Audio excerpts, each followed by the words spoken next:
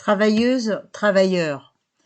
En avril 2020, pendant le premier confinement, Macron expliquait qu'il faudrait se rappeler que le pays avait tenu grâce à celles et ceux que nos économies reconnaissent et rémunèrent si mal. 2 ans plus tard, le personnel des hôpitaux et des EHPAD, les aides à la personne, les ouvriers de l'agroalimentaire et de la logistique, les travailleurs des transports, les agents de nettoyage et ceux du gardiennage, l'armée des livreurs et des coursiers, les travailleurs de l'éducation nationale, continuent d'être sous-payés et méprisés. Des travailleurs de la santé sont licenciés de fait et privés de salaire, en particulier en Guadeloupe, en Martinique et en Guyane. Tous ceux dont les conditions d'existence se dégradent doivent faire entendre leurs intérêts. Profit en hausse et pouvoir d'achat en baisse, ça suffit. Suppression d'emplois, cadences infernales, salaires insuffisants. Plus les grandes entreprises sont rentables, plus leurs actionnaires sont rapaces et s'attaquent aux travailleurs. Alors qu'une minorité très riche s'offre des voyages dans l'espace, il y a 300 000 sans domicile fixe et plusieurs millions de mal logés. Des étudiants et des retraités ne survivent que grâce à l'aide alimentaire. Les profits se sont envolés pour le plus grand bonheur des riches, des grands actionnaires, c'est-à-dire de ceux qui ne font rien de leurs 10 doigts, quand ceux qui se tuent à la tâche s'appauvrissent et sont précarisés. La flambée des prix des carburants, du gaz, de l'électricité et de nombre de produits de première nécessité ne gêne pas les grandes fortunes. Mais pour des millions de femmes et d'hommes, ce sont de nouvelles privations insupportables. Il ne faut pas l'accepter. Travailler moins pour travailler tous. Pouvoir gagner sa vie est une nécessité. Le chômage de masse qui écarte de toute activité des millions de femmes et d'hommes est une aberration. Comme l'est l'obligation faite aux plus de 60 ans de s'user à la tâche alors que tant de jeunes sont au chômage. Zéro chômeur, c'est possible, en se répartissant le travail existant entre tous, sans perte de salaire. Nombre de salariés croulent sous les heures supplémentaires, les samedis et les jours fériés travaillés. Que l'on demande au personnel des hôpitaux, des EHPAD, de l'éducation, des transports publics, d'établir une liste d'embauches dont ils auraient besoin. On arriverait à des centaines de milliers d'emplois utiles et indispensables à créer tout de suite. L'argent existe, rien qu'avec les 137 milliards d'euros de profits engrangés par les 40 premières sociétés cotées à la Bourse de Paris. Il est possible de créer 3,4 millions d'emplois, payés 2 000 €, cotisations comprises. Augmentation des salaires et des pensions. Les travailleurs et les retraités ne demandent pas la charité. Nous voulons pouvoir vivre de nos salaires ou de nos pensions. Alors il faut des augmentations de 300, 400, 500 € par mois. Contre l'inflation, il faut imposer l'indexation des salaires sur les prix.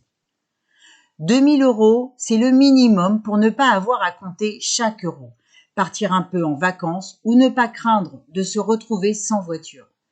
Et cela vaut pour les salaires, pour les pensions et les allocations des chômeurs et des handicapés. Le grand patronat ne l'accordera jamais, mais la plupart du temps, il faut faire grève, même pour 50 € d'augmentation. Alors, tant qu'à nous battre, nous devons revendiquer ce qui est nécessaire pour vivre. Nous, les travailleurs, nous faisons tourner toute la société et nous n'avons aucune raison de nous faire petits. 2 000 € net au minimum. Contrôle des travailleurs sur les comptes des grandes entreprises. Abolition du secret des affaires. Accepter que les capitalistes exercent leurs lois, fixent leurs prix et leurs marges à l'abri du secret industriel et commercial, c'est se résigner à être les éternels sacrifiés. C'est vrai pour les travailleurs, pour les petits paysans comme pour de nombreux petits patrons écrasés par les donneurs d'ordre. Si les grands actionnaires s'y opposent, il faut les exproprier et placer les grandes entreprises sous le contrôle de la collectivité. Si la loi du profit privé échoue à permettre à tous de vivre dignement, il est temps qu'elle disparaisse. Tout cela est difficile, assurément. Aucune conquête majeure n'a été possible sans lutte d'ensemble. Il faudra que le monde du travail mène des grèves massives et des combats collectifs. Hôpitaux, EHPAD, abat la loi du profit. 100 000 lits supprimés en 20 ans. Déprogrammation, fermeture de services, déserts médicaux. La pandémie a montré que la gestion comptable de la santé publique, et en particulier de l'hôpital, était criminelle. Le scandale Orpea résulte de la même logique. Faute d'investissement public, les capitalistes mettent la main sur les maisons de retraite et maltraitent nos anciens pour en tirer toujours plus d'argent jusqu'à leurs derniers jours. La dégradation de l'éducation nationale et celle des transports publics soumis à la diète, voire à la privatisation, résultent des mêmes logiques financières. Tous les gouvernements veulent offrir des milliards au grand patronat, cela ne peut plus durer. Travailleurs français et immigrés, un même camp. Sans travailleurs immigrés, aucun hôpital, aucun chantier, du bâtiment ou de nettoyage, aucune usine ne fonctionnerait. Ces travailleurs sont bien plus utiles que les capitalistes Arnaud ou Bolloré, ou leurs serviteurs du monde politique. Ils doivent avoir le droit de vote.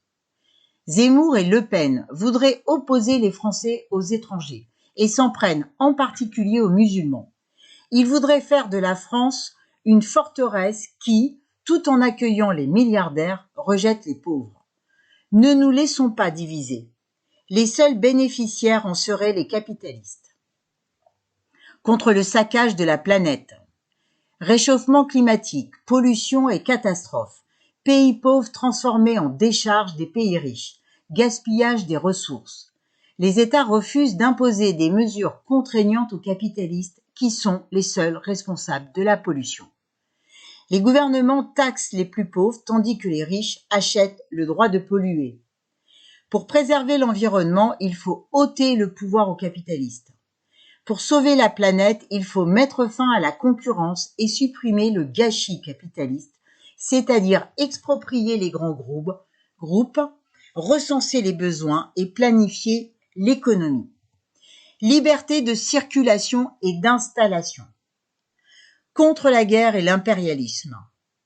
La guerre en Ukraine est venue brutalement rappeler que les rivalités économiques et politiques peuvent dégénérer à tout moment. C'est Poutine qui a déclenché cette guerre fratricide, mais les États-Unis et leurs alliés au sein de l'OTAN portent une responsabilité écrasante. Ils n'ont cessé d'augmenter leur pression militaire sur la Russie. En Ukraine aujourd'hui, comme en Irak ou en Afghanistan hier, ils ont le même mépris que le dictateur Poutine pour la vie des populations, prises en étau dans un conflit qui les dépasse. Refusons toute union nationale derrière nos dirigeants. Troupes françaises hors d'Afrique. La France prétend défendre la paix, mais vend des avions Rafale aux dictateurs des 4 coins du monde. Elle a fait la guerre au Mali pendant des années, non pas pour les intérêts des Maliens, mais pour ceux des firmes françaises et de la France-Afrique. Elle a un long passé de puissance coloniale dont elle défend l'héritage. Pour avoir la paix, il faut renverser l'impérialisme. Travailleuses, travailleurs. Enseignante à Aubervilliers en Seine-Saint-Denis, je suis militante communiste, révolutionnaire et internationaliste depuis 30 ans. Je ne suis pas une politicienne. Je ne brigue ni strapontin ministériel ni place au soleil. Il n'y a jamais eu et il n'y aura pas de bons présidents pour les exploiter dans le cadre du capitalisme. Il n'y a pas de sauveur suprême. Les travailleurs changeront leur sort eux-mêmes en reprenant confiance dans la force de leur camp. Nous déployons des trésors d'énergie, de compétences et de dévouement dans le travail. Si nous en faisions autant pour nous organiser, nous faire respecter et réorganiser la société, il deviendra possible de répondre aux besoins de tous et d'assurer un avenir à l'humanité. En votant pour moi, vous ferez entendre le camp des travailleurs. Vous direz que les travailleurs doivent imposer leurs exigences par des luttes massives. Les salaires avant les dividendes, les pensions avant les grandes fortunes. Vous direz que l'argent doit aller aux services utiles à la population, aux hôpitaux et aux maisons de retraite, aux écoles et aux universités, au logement et au transport public. Vous direz que les travailleurs doivent s'unir contre la bourgeoisie, les grands actionnaires de l'industrie, de la finance et de l'énergie. Vous rejetterez le racisme et le nationalisme, toutes ces idéologies qui dressent les travailleurs les uns contre les autres.